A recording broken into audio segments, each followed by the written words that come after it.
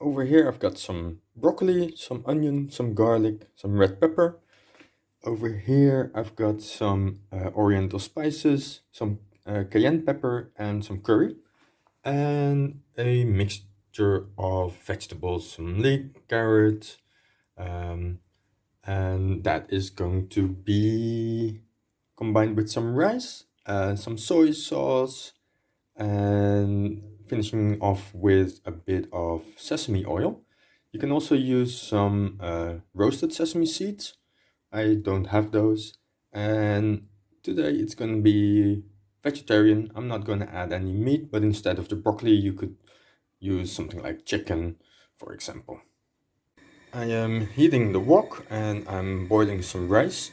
The rice I already washed 3 times. The reason I do that is because I don't want the rice to be sticky. If you don't wash it that often, then the rice is going to be really sticky, which would probably be good for sushi, for example. I start with the broccoli, that is a bit harder, so that takes a bit longer. Then after the broccoli, I will add the onion, and then a bit later the red chili and the garlic and the spices. When you see that the broccoli is starting to change a bit of color, it gets a bit darker, that's when I add the onion, because I still want the broccoli to have a bit of a bite. If you cook it longer, it will be softer. It depends on your personal preferences, of course. As you can see, I added the garlic and the red pepper, then mix that around a bit. That will release the flavors nicely. Then add in the spices. Of course, with the red pepper, if you cut it, be careful if you're not used to the heat of it.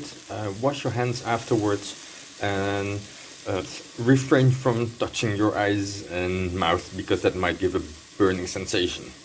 Mix that around for a couple of minutes, and if it gets a bit dry, a bit of water might help to loosen it up a bit. Or I'm going to add some soy sauce to it.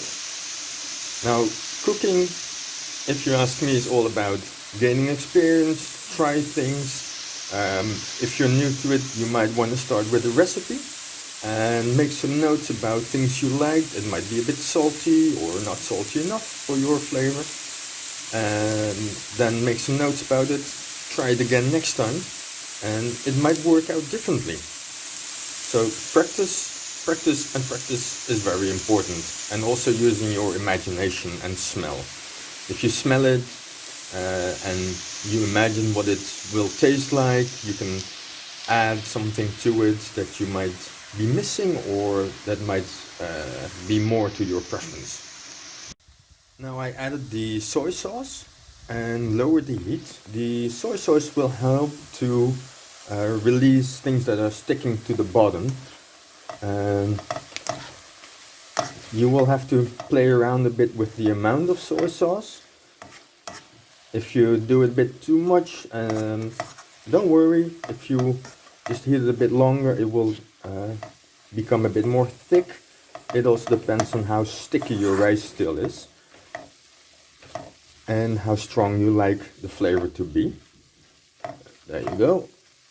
It's starting to look nice and smell good. The rice is boiled really well. You can see the grains. I didn't have to drain it at all, so now I'm going to add that to the vegetables.